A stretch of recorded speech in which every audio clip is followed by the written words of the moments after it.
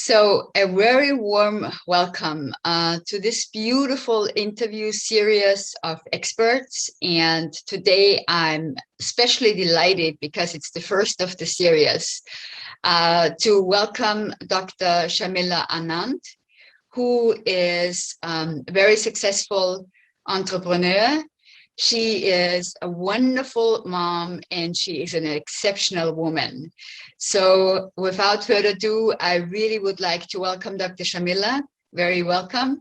And I would like to invite you to talk about the topic health is wealth and how to tap into your power and how do you manage yourself, tapping into your own health and tapping into your power while juggling with the multiple roles you have. So welcome, Dr. Sharmila, and over to you. Thank you so much, Erika and Global Women, for having me. It's such an honor and pleasure to be here with women across the globe and sharing my story. So thank you, very, very humble. Like Erika said, I'm Dr. Sharmila Anand from India. I help universities make global connections. Apart from that, I'm also a speaker, an author, and mother to an amazing teenager. So it's like every time I realize that I have to wear different caps as a woman, and the last cap that I'm wearing is the cap of myself and my health.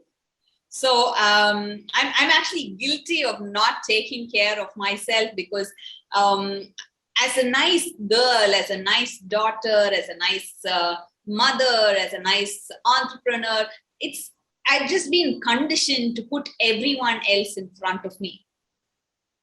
And I'm sure that's the case.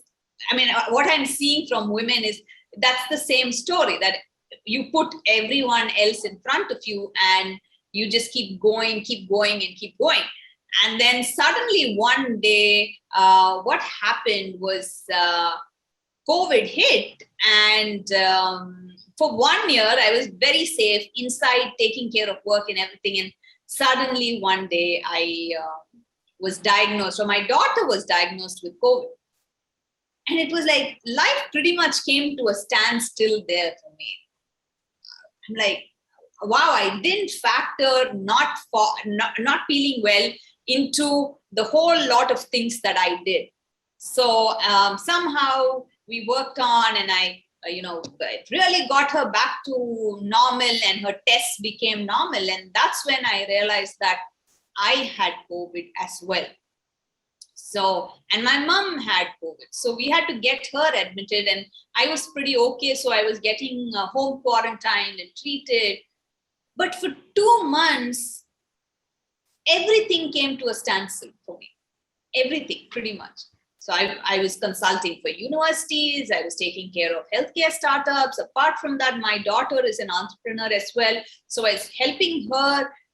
And here, the lady who was running 24/7, I couldn't even get up from the bed. And that's when I realized, man, I've been taking my health so much for granted.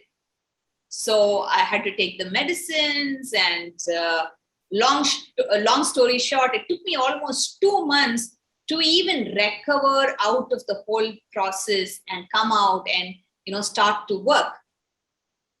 But having said that, my mental health was at its lowest.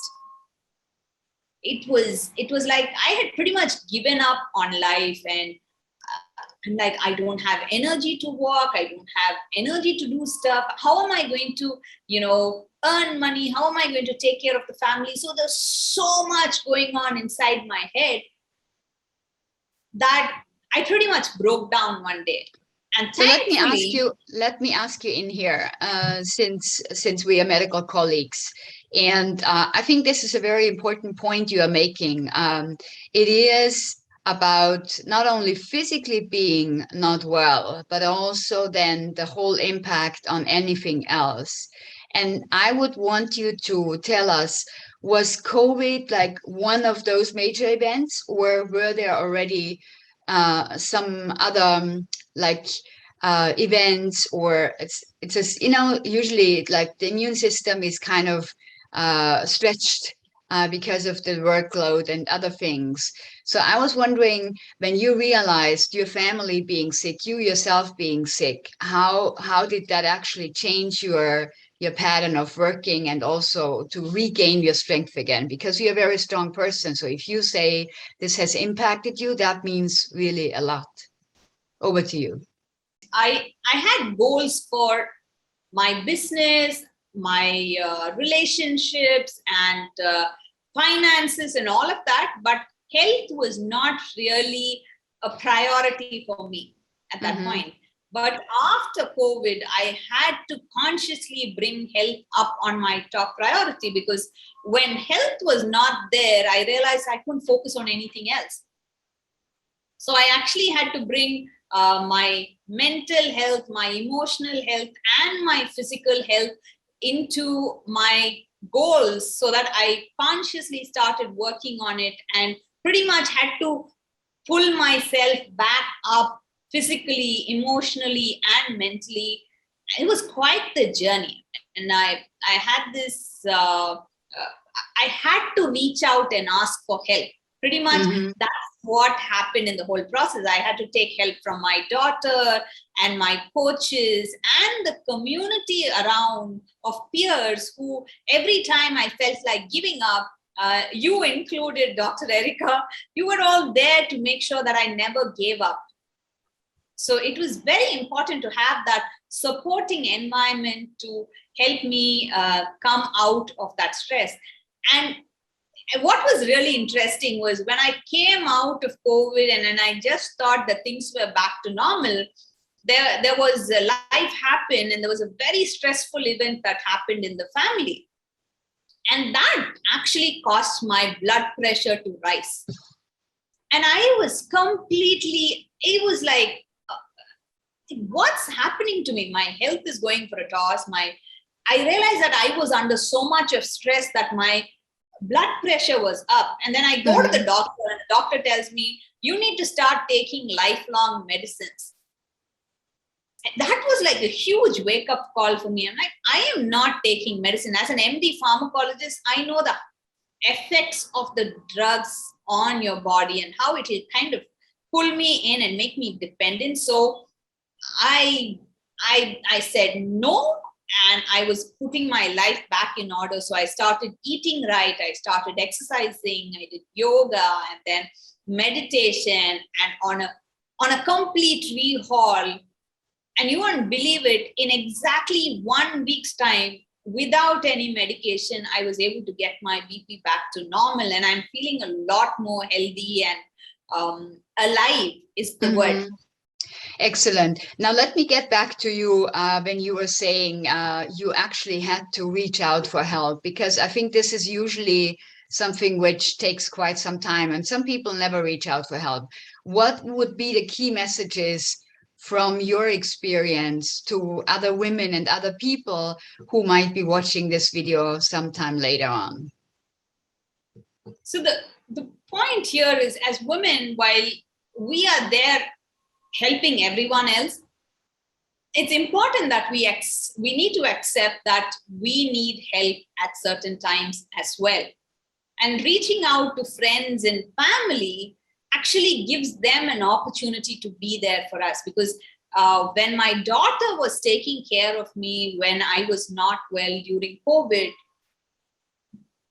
it was one side I was not well, but I was actually enjoying being taken care of by my daughter, because I saw how beautifully she had grown up into a fine young lady. And I could see that I was giving her a chance to express her love for me. And I was feeling so wanted and cared for and cherished that it actually helped me recover faster.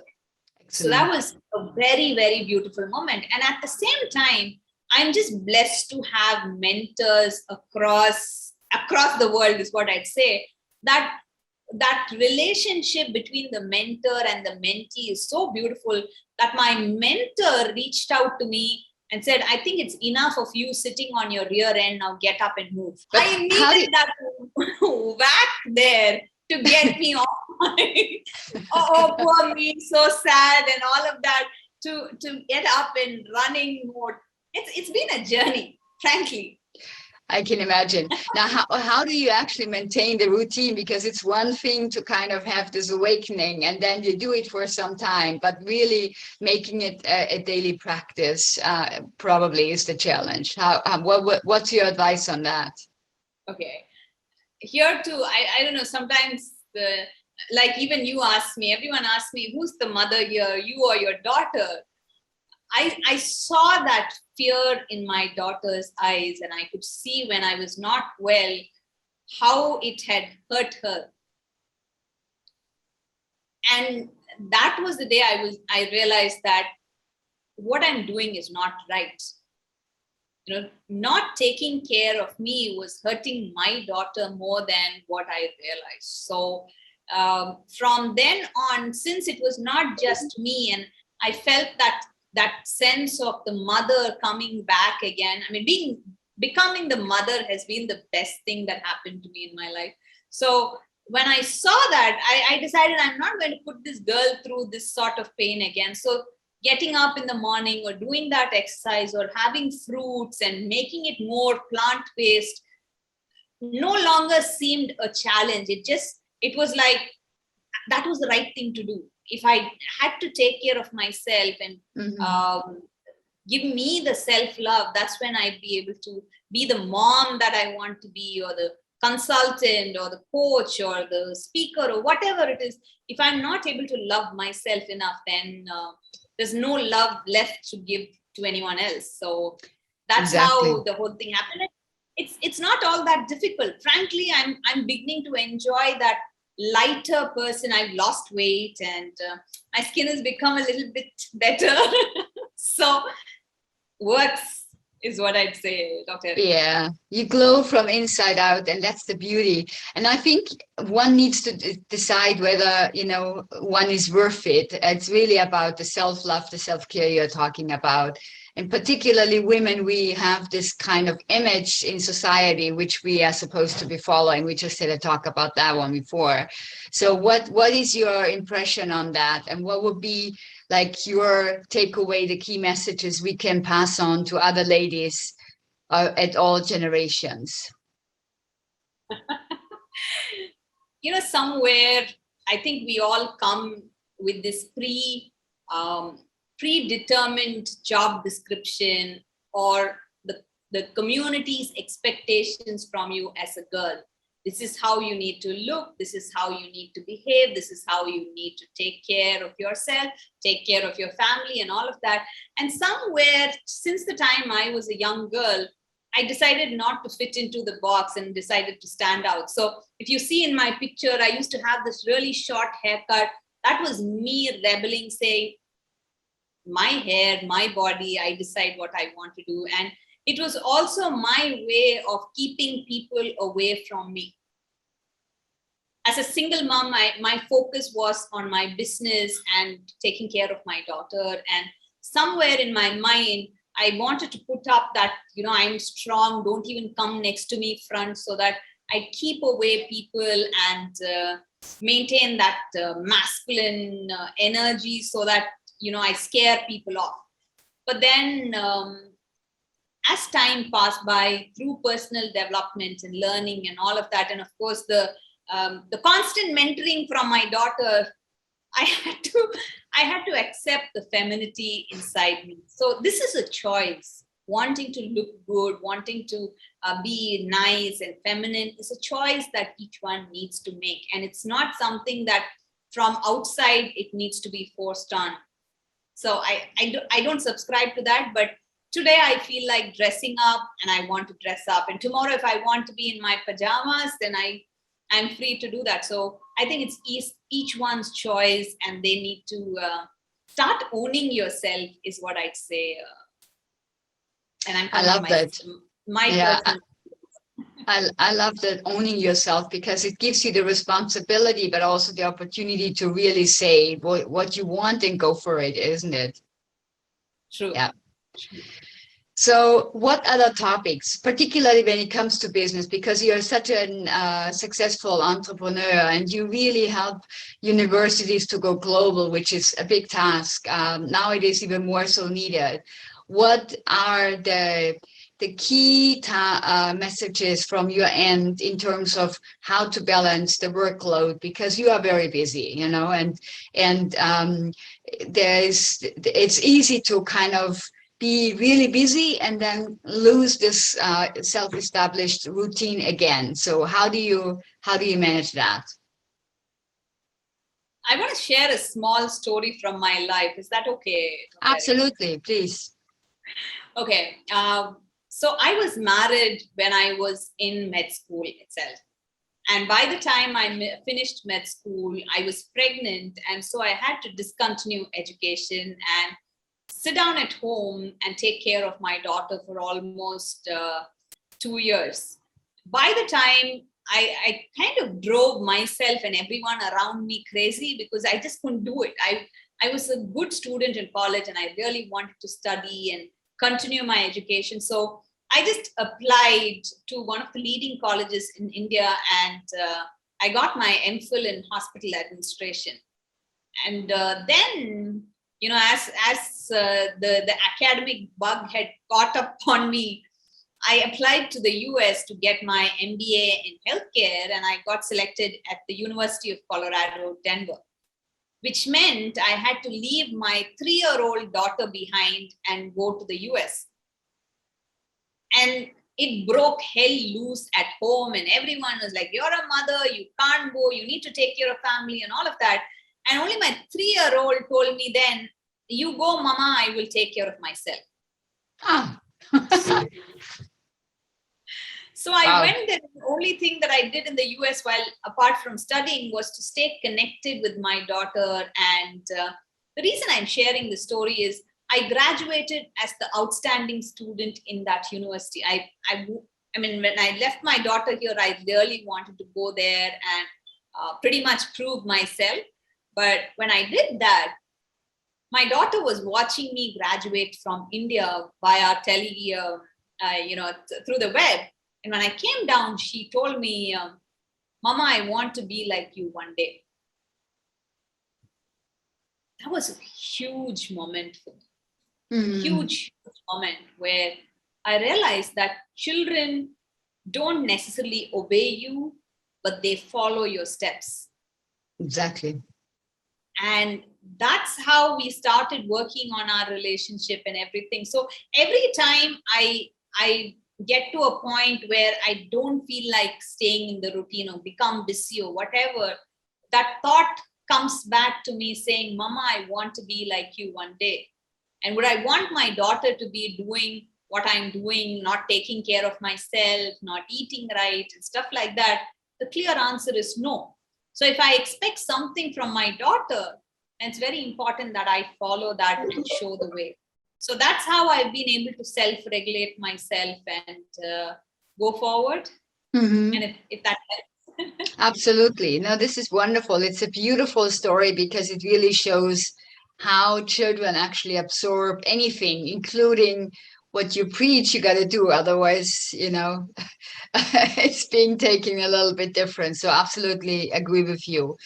In terms of how do you manage your busy working schedule? So, it's like making sure in terms of how to delegate and all these kind of things, because usually as women we are more like, oh, I do everything myself. So how do you manage that? Well, that's a very nice question. I used to work about 16 to 18 hours a day. And from the US, I'd come back to India. I was taking care of a teaching hospital and I was working 16 plus hours. And that time, the relationship that I shared with my daughter became very bad. So we were having constant fights and all of that. And then it got to a point that her academic performances were dipping. And my family circumstances were very difficult and challenging at the same time. So I was again at a point of crash down. So I had a chance to crash down and say, okay, fine, or work on it and become the better version of myself. So we started working on it and I consciously started spending that me time and spending that time with my daughter. So I just started managing my time properly, and I started working with a lot of partners. When I say partners, instead of us doing everything, I find the right partner. So it's like, okay, let me give you an example. Let's say there's a pie. You can cut the pie and you can take a piece. Or when you start working with partners, you expand the pie and you get a larger chunk of the piece. So in that little time that I had, I was able to find the right partner. So we started working in tandem and expanding the pie. So I was not necessarily just doing hard work. I was doing smart work. Excellent. Yeah. Now, the smartness, of course, pays back and pays forward as well, because you are an excellent example for your daughter.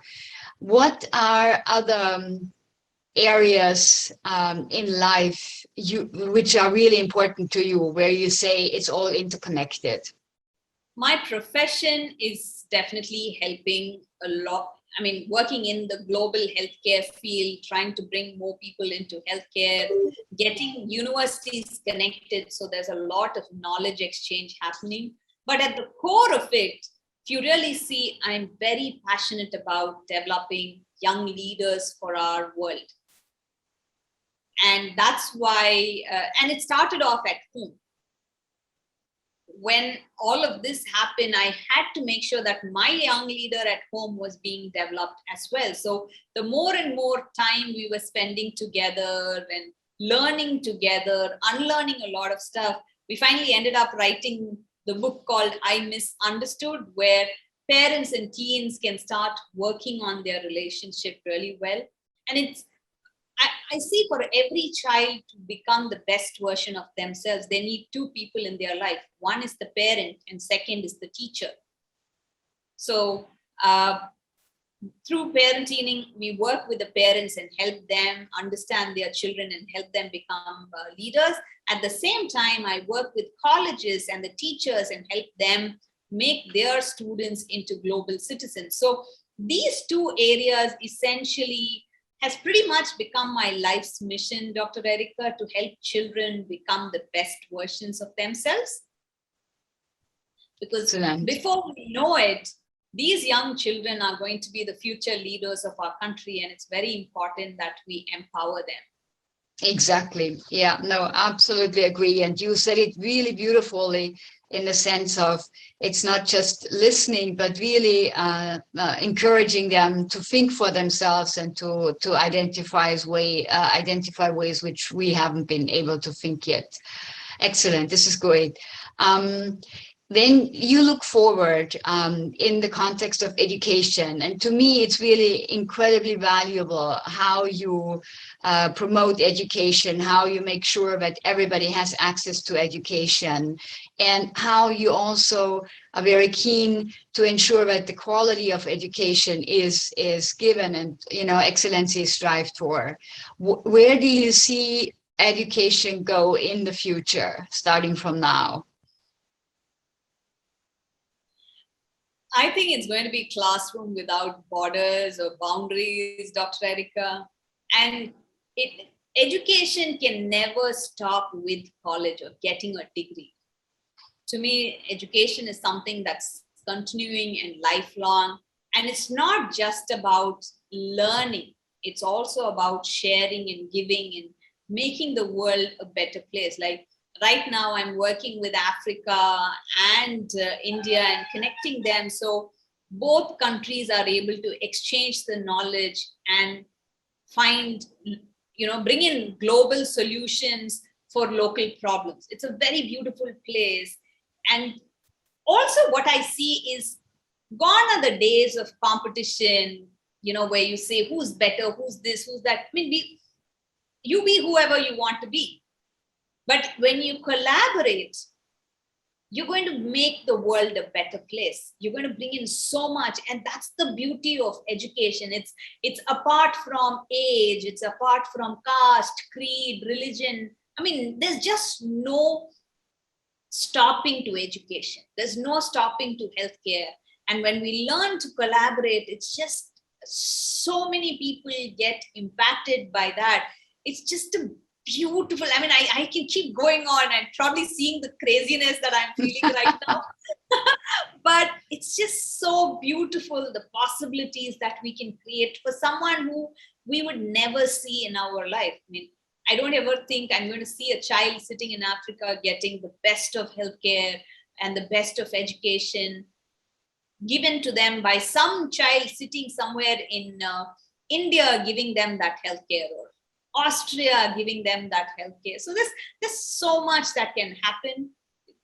Just like you and I seem to be sisters from different mothers, why not create that unity and build peace for our world?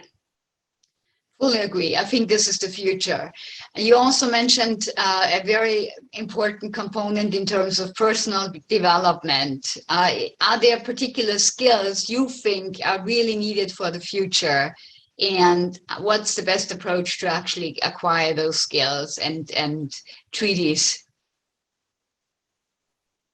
The number one skill I think that anyone should have is the skill of public speaking, frankly. Mm-hmm. Because there's so much that we want to say, but we hold it back inside for fear of being judged. Mm-hmm. It's the number one fear and the second to death, actually. Yes. It's just unbelievable. When we give that skill to our children, they start expressing themselves so much that they never look at what's not possible. They look at what is possible, and they look at solutions for every problem. In fact, me and my daughter, we were able to skill about 10,000 children with public speaking, and it's just amazing. And we did that as a joke, as something that simply we started off sitting at home inside, because of the quarantine, and we just gave that one skill to children. And Dr. Erika, I was touched when these children spoke about such important topics that blew my mind off. Just giving them the skill of speech, the access to education, the access to healthcare can change the lives of these children so much that it'll surprise us, the impact that we'll be able to create. Absolutely. And the amount of children benefiting from this beautiful skill is, of course, also tremendous. Now, let me get back to you are a renowned author, and I love the title. So I would like you to really share the story behind your beautiful book and how you actually came about to write it, please. That's, wow. Thank you. Like I said, because I was working so much, my daughter and I, our relationship was very rocky, and she was entering teenage years, and everyone was telling me, oh, teenage years are going to be the most disappointing years for you. I don't know how you're going to manage and stuff like that. And here, one side, being a single mom was very difficult. The other side, having a teenage daughter was equally difficult. And somewhere, either I could battle it all myself or turn and ask for help. So I sat my daughter down, we discussed about the whole thing, and I actually asked her for help. I said, hey, I definitely need you in this journey with me. And we started working on our relationship, working on personal development, starting a company together. And from being that toxic relationship, it turned into the most beautiful relationship. And it got to a point, it helped both of us heal and become really most healing moment for both of us. So we became the better versions of ourselves. I mean, I grew in my business, she became better in academics and all of that. And then we realized, well, we have such a nice gift with us. Why not share it with the world? So when we understood that, then we came up with this title which said, I misunderstood. So our relationship went from I misunderstood relationship to I and misunderstood relationship. By just adding that one S there, we changed the meaning around. It's that simple. Yeah.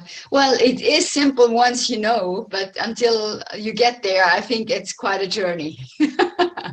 Absolutely. And that's why we call our book the 21st Century Guide for Parents and Teens to Make a Lovely Relationship. So they are there. It's filled with tips and tricks and all funny stories. It's just both perspectives. Like if I were to give you a small example, I mean, okay, for back. Now, this is the side the Awesome. parent sees. The Yes. parent sees uh, a rooster and all of this and yellow, I mean orange. And this is the side that the parent sees. But Beautiful. what the parent doesn't realize that this is the side that the child is seeing. There is no rooster there. That's very So insightful. Yeah.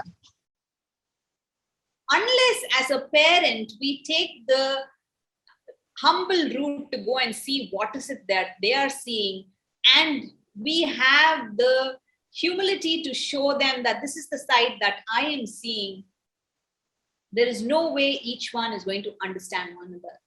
But if they are able to understand that there could be a different perspective, it completely changes the relationship. And that's actually an aha moment right there, saying, wow, so that is what you're going through. Oh, this is what you're seeing. This is the reason I'm telling you this. Can we come up with a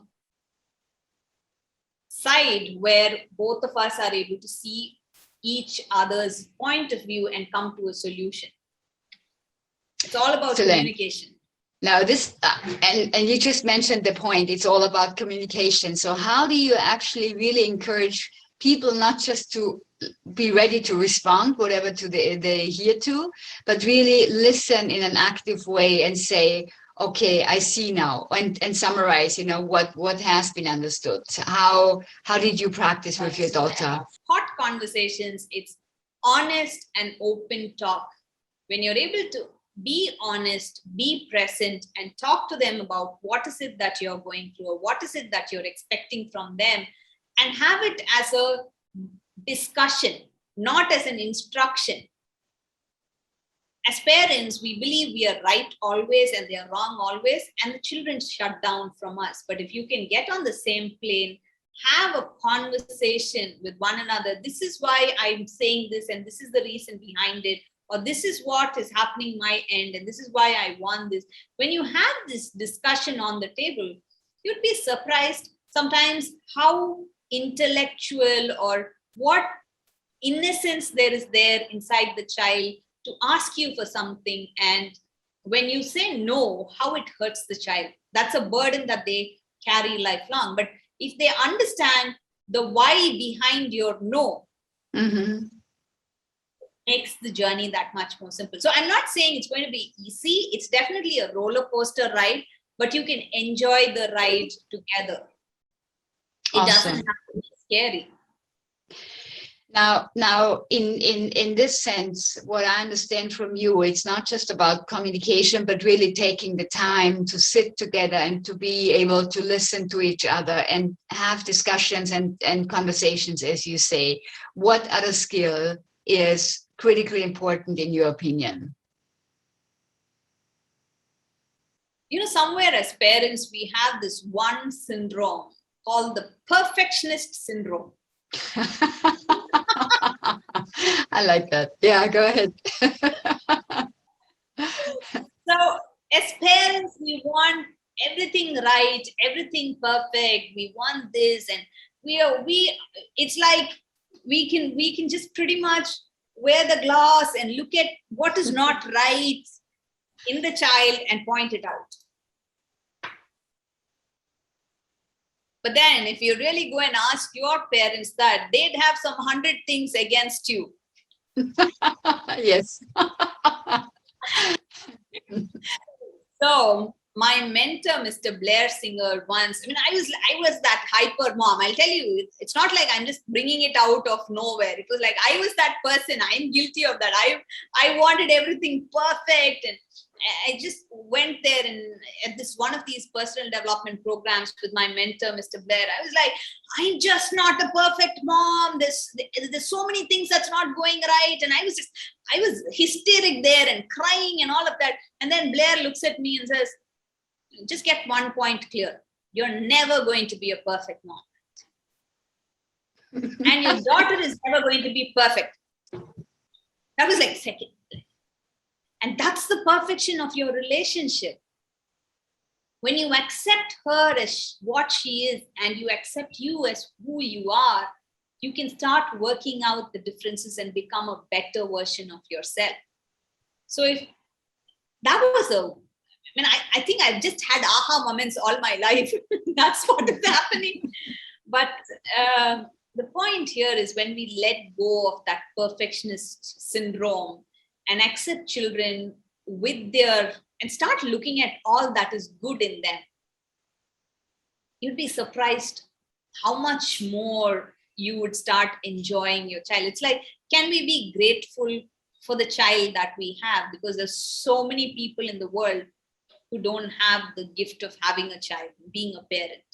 So that one moment can actually change things around and make your relationship really beautiful with your child. I agree with you. And I think you just beautifully described how challenging and at the same time how rewarding it is to really accept and move forward and develop. Now, the other question I have is, how do you stop comparing yourself with others? Because it's usually the comparison which makes this kind of, oh, this is not perfect and this is wrong. And, how did you find out how did you find a way to actually overcome that? Well, we all have that. That's the second syndrome. Just like the perfectionist syndrome is there, this is the comparisonitis that we have. Like my mentor says, we always have to compare with someone. And the best part is that comparison is never going to be enough because everyone else in the world is taken. So you can't be anyone else. The only one person that you can be is yourself. The minute you realize that you are the one unique person in this world with your beauty, with your imperfections, with everything, you're just human. The minute we accept that humanity within us and start seeing, it's a practice, Dr. Erika. It's not like it happens overnight. My last 6 months goal, one of it has been self-love. I actually am having self-love as a goal for 6 months to change my mindset and turn it into a positive mindset, accepting that it's okay for me to sit down and have a cup of coffee, not doing anything else, or taking a Sunday off. These have been practices that I had to put into place so that I live and allow others to live as well. Excellent. That's so beautifully said. Now, I think you mentioned just a very important point. There's nothing called the overnight success, right? So it really requires like a continuous and constant work on the things you're striving for. Let's just kind of complete the cycle. So when you look at the whole journey and you look at health is wealth and how to tap into your power, how would you actually say, what would be the 3 to 5 kind of key things for you to really say health is wealth and, this is something people should be taking good care of themselves? Health is something that you can let it go to the rock bottom and bring it up. When you do that, the medical expenses are going to be phenomenally high. The mental health is going to go for a toss, and emotional health is going to get wacky. And I had to learn it the hard way.